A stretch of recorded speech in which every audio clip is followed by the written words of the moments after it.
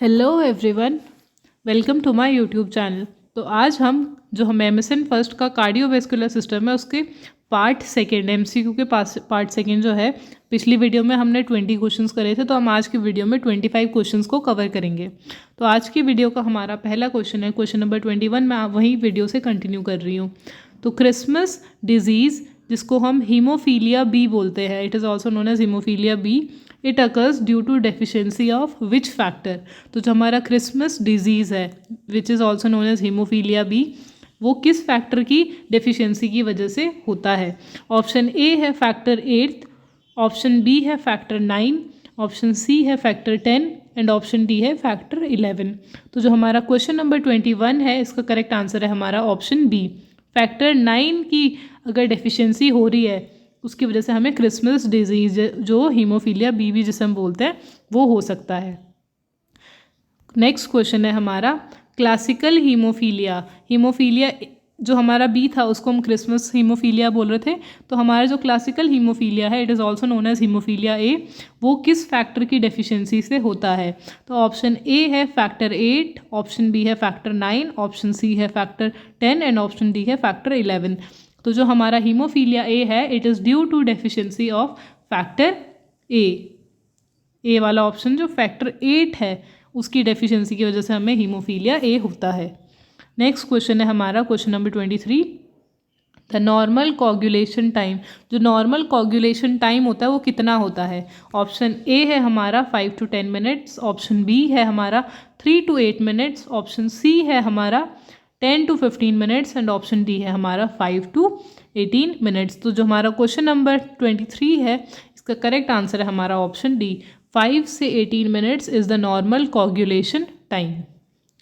Next question है हमारा जो नॉर्मल ईएसआर होता है फीमेल्स में वो कितना होता है। ऑप्शन ए है 0 से 5, ऑप्शन बी है 0 से 10, ऑप्शन सी है हमारा 0 से 15 एंड ऑप्शन डी है हमारा 0 से 20।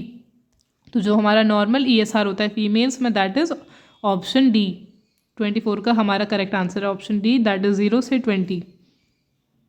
नेक्स्ट क्वेश्चन है हमारा नॉर्मल ब्लीडिंग जो टाइम होता है वो कितना होता है। ऑप्शन ए है 1 से 10 मिनट, ऑप्शन बी है 1 to 8 मिनट, ऑप्शन सी है हमारा 1 to 6 minute and option D है नन ऑफ द अबव। तो हमारा क्वेश्चन नंबर 25 है, इसका करेक्ट आंसर है ऑप्शन सी, 1 से 6 मिनट हमारा नॉर्मल ब्लीडिंग टाइम होता है। नेक्स्ट क्वेश्चन है हमारा the common side effects of iron medications. जब हमें आयरन की डेफिशिएंसी होती है तो उसकी वजह से हम आयरन की मेडिकेशंस लेते हैं, तो उसके जो कॉमन साइड इफ़ेक्ट्स हैं वो क्या क्या हैं। ऑप्शन ए है dyspnoea, black stool and constipation, option B है dysphagia, diarrhoea and black stool, option C है प्यूटी कलर स्टूल और constipation and dysphagia and option D है constipation, dysphagia and black stool. तो जो हमारा क्वेश्चन नंबर 26 है, इसका करेक्ट आंसर है हमारा ऑप्शन बी, डिस्फेजिया होगा, डायरिया होगा और ब्लैक स्टूल होगा। इसकी वजह से हमें कॉन्स्टिपेशन नहीं होगा, ब्लैक स्टूल होगा, डायरिया होगा और डिस्फेजिया होगा, डी डी बी, जो हमारे आयरन की मेडिकेशंस के साइड इफ़ेक्ट हैं। नेक्स्ट क्वेश्चन है हमारा which type of WBC have a capacity of phagocytosis. अब जो हमारे WBC होता है उसमें से कौन से टाइप की WBC हैं जो फेगोसाइटोसिस, मतलब जो डायरेक्टली एंगल्फ कर सकते हैं सेल को, है ना, जो मतलब डिजीज़ कॉजिंग जो भी हमारी बॉडी में अगर कोई सेल आ गए हैं। तो क्वेश्चन नंबर 27 का पहला ऑप्शन है न्यूट्रोफिल, ऑप्शन बी है एसिनोफिल, ऑप्शन सी है बेसोफिल एंड ऑप्शन डी है लिम्फोसाइट। तो जो हमारा क्वेश्चन नंबर 27 है, इसका करेक्ट आंसर है हमारा ऑप्शन डी, लिम्फोसाइट जो है they have a capacity of phagocytosis. Next question है हमारा question number 28। The formation of blood clot is called. जब हमारे चोट लगती है उसके बाद क्या हो जाता है, क्लॉट बन जाता है, तो उस फॉर्मेशन की प्रोसेस को हम क्या बोलते हैं। तो ऑप्शन ए है एरिथ्रोपोइसिस, ऑप्शन बी है ल्यूकोपोइसिस, ऑप्शन सी है कोगुलेशन एंड ऑप्शन डी है नन ऑफ द अबव। तो जो हमारा क्वेश्चन नंबर 28 है, इसका करेक्ट आंसर है हमारा option C, coagulation is the process of formation of blood clot. ये क्वेश्चन 1 नंबर के लिए इंपॉर्टेंट है, ये आ भी सकता है। नेक्स्ट क्वेश्चन है हमारा, the normal ratio between leukocyte and erythrocyte. जो हमारे ल्यूकोसाइट मतलब WBC और इरिथ्रोसाइट मतलब RBC का जो रेशियो होता है नॉर्मल, वो कितना होता है? 1:60,000, 1:6,000, 1:600 और 1:60। तो जो हमारा 29 है इसका करेक्ट आंसर है हमारा ऑप्शन सी 1:600, मतलब 1 WBC रेशियो 600 RBC। ठीक है। नेक्स्ट क्वेश्चन है हमारा, फ्लेबाइटिस इज कैरेक्टराइज्ड बाय। ये क्वेश्चन अभी मैंने इससे पहले वाली वीडियो में क्वेश्चन रिपीट हुआ है हमारा एक्चुअली। तो इन्फ्लामेशन किस चीज़ का होता है? तो अगर आपने पार्ट 1 देखा है तो आपको इसका आंसर आता होगा, तो आप मुझे इस क्वेश्चन का आंसर कमेंट्स में बता सकते हैं। नेक्स्ट क्वेश्चन है हमारा, Buerger disease is also known as. जो बर्गर डिजीज़ है it is also known as, option A है थ्रोम्बोएंजाइटिस ऑब्लिटेरेंस, ऑप्शन बी है peripheral artery disease PAD, option C है Raynaud's disease and option D है none of the above. तो जो हमारा question number 31 है इसका करेक्ट आंसर है हमारा थ्रोम्बोएंजाइटिस ऑब्लिटेरेंस। नेक्स्ट क्वेश्चन है हमारा question number 32, the most common type of anaemia. Anaemia के हमें टाइप्स आने चाहिए, क्वेश्चन भी काफ़ी बार रिपीट हुआ है, ये चाइल्ड में भी आता है, चाइल्ड हेल्थ नर्सिंग में जब CHN का पेपर होता है उसमें भी। तो अनीमिया के हमें टाइप्स पता होने चाहिए। तो जो मोस्ट कॉमन टाइप है अनीमिया का वो कौन सा है? ऑप्शन ए है हीमोलाइटिक अनीमिया, ऑप्शन बी है iron deficiency anaemia, option C है aplastic anaemia and option D है सिकल सेल अनीमिया। तो जो हमारा क्वेश्चन नंबर 32 है इट इज़, इसका करेक्ट आंसर है option B, iron deficiency anaemia is the most common type of anaemia. Next question है हमारा question number 33, the most common cause of myocardial ischaemia. जो most common cause है myocardial ischaemia का वो कौन सा कॉज है? उसका क्या कॉज है जो मोस्ट कॉमन है? पहला है एथीरोस्क्लेरोसिस, ऑप्शन बी है ब्लड क्लॉट, ऑप्शन सी है coronary artery spasm and option D है नन ऑफ द अबव। तो जो हमारा क्वेश्चन नंबर 33 है इसका करेक्ट आंसर है हमारा option A, atherosclerosis is the most common cause of myocardial ischaemia. जिसमें क्या होता है एथीरोस्क्लेरोसिस में प्लेक का फॉर्मेशन हो जाता है, जिसकी वजह से ब्लड की जो सप्लाई होती है वहाँ पे वो रुक जाती है और उसकी वजह से जो वहाँ पे टिश्यूज या सेल होते हैं उनकी डेथ हो जाती है, इस्चीमिया हो जाता है वहाँ पे। नेक्स्ट क्वेश्चन है हमारा question number 34, all are example of osmotic diuretic except. तो ये गिवन बिलो हैं इनमें से सारे क्या है? ऑस्मोटिक डायूरेटिक्स हैं, सिर्फ एक को छोड़ के। तो ऑप्शन ए है मैनिटोल, ऑप्शन बी है ग्लिसरीन, ऑप्शन सी है टॉर्सिमाइड, ऑप्शन डी है आइसोसोर्बाइड। तो जो हमारा क्वेश्चन नंबर 34 है इसका करेक्ट आंसर है हमारा ऑप्शन बी, ग्लिसरीन कोई भी ऑस्मोटिक डायूरेटिक नहीं है। बाकी मैनिटोल, टॉर्सिमाइड एंड आइसोसोब्राइड ये सारे क्या हैं? हमारे ऑस्मोटिक डायूरेटिक्स है। नेक्स्ट क्वेश्चन है हमारा एग्जाम्पल ऑफ लूप डायूरेटिक्स। ये क्वेश्चन भी आई थिंक रिपीट है, ये मैंने पार्ट 1 जो वीडियो थी उसमें बताया है, तो आप मुझे इसका आंसर कमेंट सेक्शन में बता सकते हैं। नेक्स्ट क्वेश्चन है हमारा एग्जाम्पल ऑफ थायजाइड डायूरेटिक्स। ये क्वेश्चन भी अगेन रिपीटेड है, आप मुझे इसका आंसर कमेंट सेक्शन में बता सकते हैं। ये हमने पार्ट 1 में डिस्कस करा है, तो अगर आपने पार्ट 1 वाली डिस्कस करी है, पढ़ी है, तो आप इसका आंसर भी इजीली अभी देख के ही बता सकते हैं आराम से।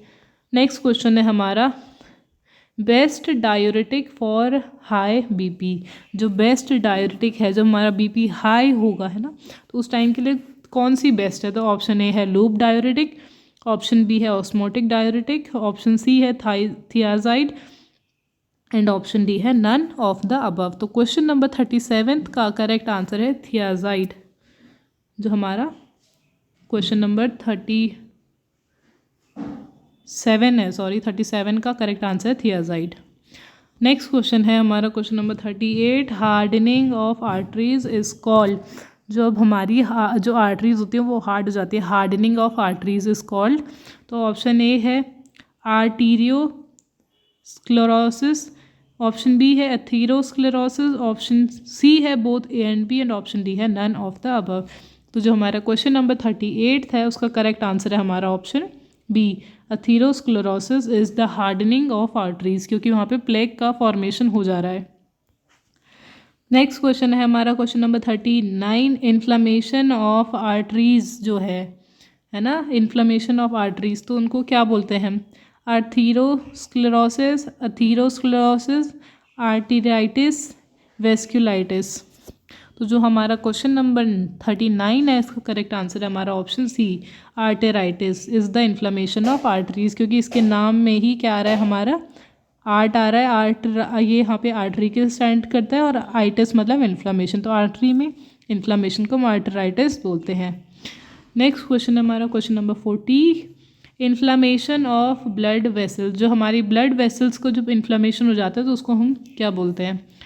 ऑप्शन ए है वेस्कुलाइटिस, ऑप्शन बी है हमारा फ्लेबाइटिस, ऑप्शन सी है आर्टेराइटिस, एंड ऑप्शन डी है आर्थीरियोस्क्लेरोसिस। तो जो हमारा क्वेश्चन नंबर 40 है, इसका करेक्ट आंसर है हमारा vasculitis is the inflammation of blood vessels, क्योंकि इसके नाम में ही हमारा क्या आ रहा है, वेस्क्यू, तो ये वेसल्स के लिए स्टैंड करता है, और आइटिस मतलब इन्फ्लामेशन, तो जो हमारे ब्लड वेसल्स में इन्फ्लामेशन हो रहा है तो vasculitis. Phlebitis is inflammation of vein, and arteritis is inflammation of arteries.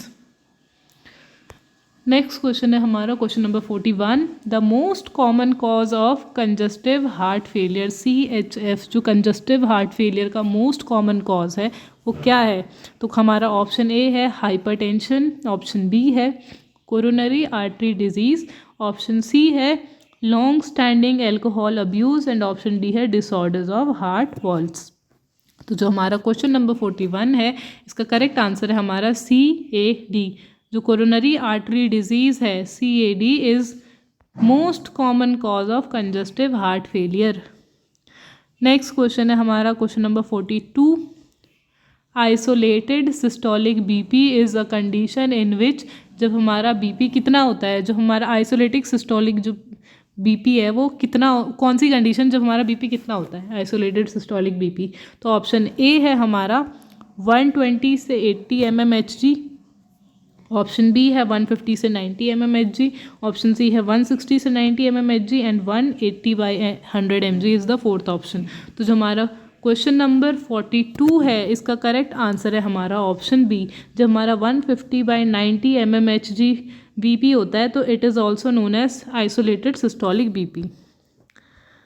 Next question है हमारा question number 43, essential hypertension is also known as, option A है सेकेंडरी हाइपरटेंशन, ऑप्शन बी है idiopathic hypertension, option C है primary hypertension, and option D है both A and B. तो जो हमारा correct answer है essential hypertension is also known as it is primary hypertension.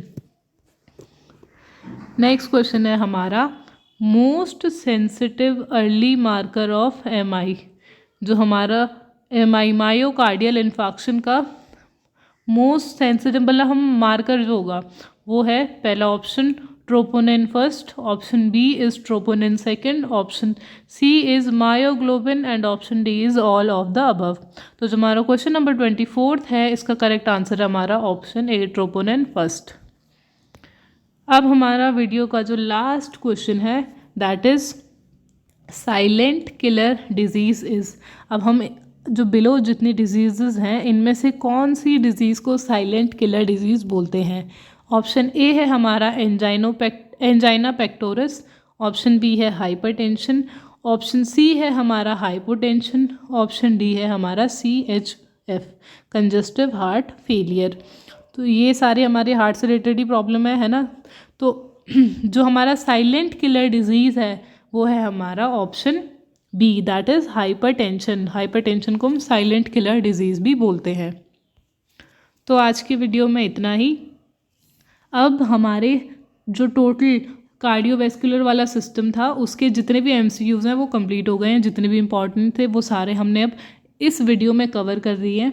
Mostly जो questions थे 4-5 वो कुछ रिपीट भी हुए हैं जो हमारा फर्स्ट पार्ट था उससे, तो उसके आंसर्स आप मुझे कमेंट सेक्शन में बता सकते हैं। तो आई होप आपको सारी समझ में आए होंगे। Thanks for watching and don't forget to like, comment, share and subscribe.